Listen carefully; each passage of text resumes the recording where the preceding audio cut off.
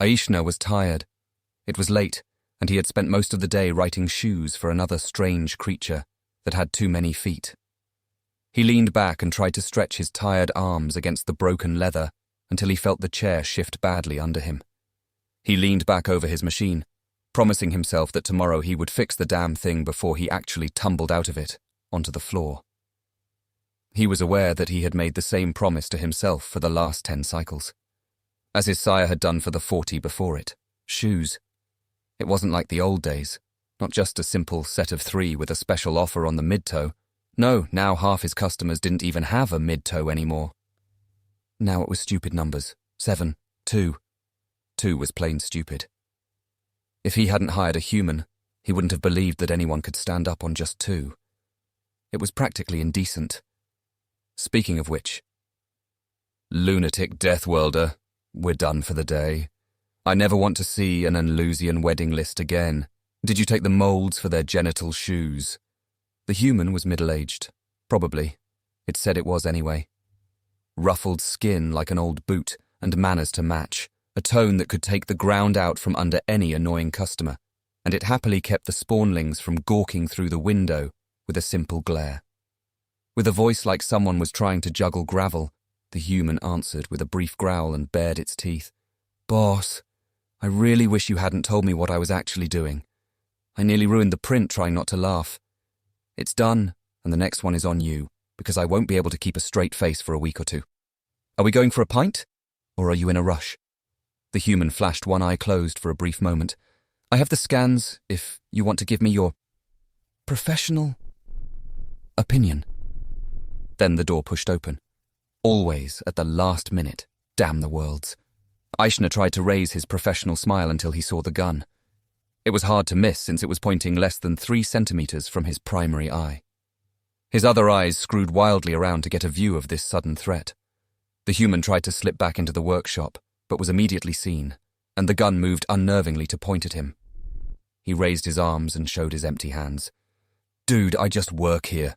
Are you sure you are in the right place? This is a shoe shop with no gold and bugger all money.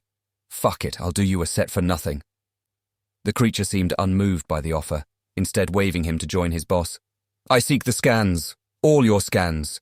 Every body part that you have on record, including today's take. Then I will burn this place back to dust. It will be your choice whether or not you are in it at the time. Aishna sat speechless, his body freezing in panic. He was about to scream when the human shuffled forward. I'd rather be outside for that, thank you very much. You got a data stick? I can transfer all the new stuff from here, but if you want the archive, I will need to go into the back. It's a manual transfer. He nodded at Aishna. Old school. Some of that software is 90 cycles old, and I haven't even counted the scans even further back than that. The scanners can't read half of them anymore. You sure you want all of it? The gun seemed to hesitate. How much will function? Lie, and I will kill you both. The human shrugged and glanced across at his boss. All of it, I guess, if you let me update it. Some people didn't want me to do that for some reason. The creature stepped back and firmly closed the front door, turning the lock without so much as a glance. He waved the gun at Aishna. Do it, both of you in the back now. The human just reached down and pulled the old alien up from his seat and whispered, I'll look after this. Just stay calm. The thief gestured towards the other door opening into the room, a much shabbier affair than the front. Where does that lead? The human waved at the machines. The printers are back there. Manufacture and shipping. Dude, it's written on the sign. Are you sure you wouldn't prefer it if I made you some shoes? This seems excessive. Aishna knew the sounds from his printers like the mewing of his own children, the background noise to his every waking moment since his first childhood, and he felt the change. The thief was busy being afraid of the human as it laboriously filled the data stick with nonsense. There was no huge archive. Why would you pay for the data of the dead? Anyway, that was the human's machine, not his. The thief seemed to get annoyed by the noise and poked the human. Silence those damn things! The human half turned and seemed indifferent. Those are our orders. They think they need to be printed and ready for delivery in the morning. I'd have to shut down the database to do it. It's not a problem for me, though. The human went to reach for the large red stop button, half attached to the wall before he was cuffed with the weapon. Leave it and hurry up! How much more time? End this! Even as the creature spoke, the machines fell silent, and the human smiled. All done. Aishna grimaced, waiting for the shots to begin until he saw that the human was holding the data key in front of the barrel of the gun. Its hand didn't even seem to shake. Then that gravelly voice seemed to dig a deeper hole, something almost unnatural. You have what you asked for. No one has been hurt, and one day we will all laugh about this. You can just leave. No cop is going to give a shit about data from a shoe shop. We'd sound ridiculous even reporting it. Just let us leave. The place is insured, no harm, no foul. The thief just reached out and plucked the data stick from the human's hand. Your strange childish sayings. I know another one from you people. Dead men tell no tales. It raised the gun and pulled the trigger. Nothing happened for a moment, and then hell arrived. The door from the warehouse just collapsed. It didn't shatter. It didn't break under some assault. It just went away, falling to dust. In the dim office light, Aishna could see some vast creature, some foreign thing that abruptly reached out and seized the thief. It tried to fire, but its weapon refused to work, even as it was lifted from the ground and crushed. Endless, desperate blows fell, but Aishna couldn't see what was happening. A sudden sickening noise. Then the sound of broken bones and soft flesh tearing lasted but a moment. Then all went silent, except for the slow drip of fluids as they spilled across the floor. The human reached down and picked up the data stick. Mine, I believe. He looked at Aishna. We are going for a drink. Right now.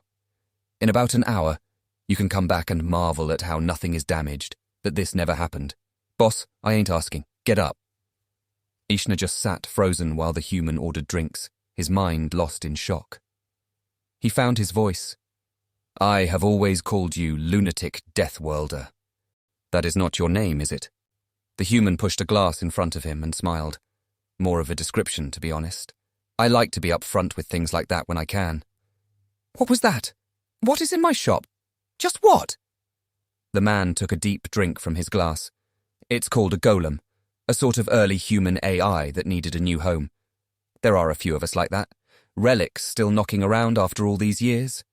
Don't worry, it is excellent at repair and liked your shop a lot. You won't be able to tell that anyone was ever there. He grinned. It's hard to find a cobbler these days, and it's been a pleasure. Just like old times. Anyway, I could hardly let you die to some stupid identity thief. I'd look ridiculous. The human put down his glass and took a last look around. You look after that back of yours? He turned with a nod towards the door. Aishna realized that this would be the last time he ever saw the man and called out, Your name! I need your real name! People will ask! The man grinned oddly at that, and it seemed like his eyes glowed a strange green for a second. The right question, and at a different time, I would have enjoyed that game. When next you find a human, ask him if he knows it. He can have 3 guesses if he likes. He pushed the door and seemed to hesitate. And it wasn't middle-aged, it was from the Middle Ages. They'll explain the difference. Goodbye, Aishna.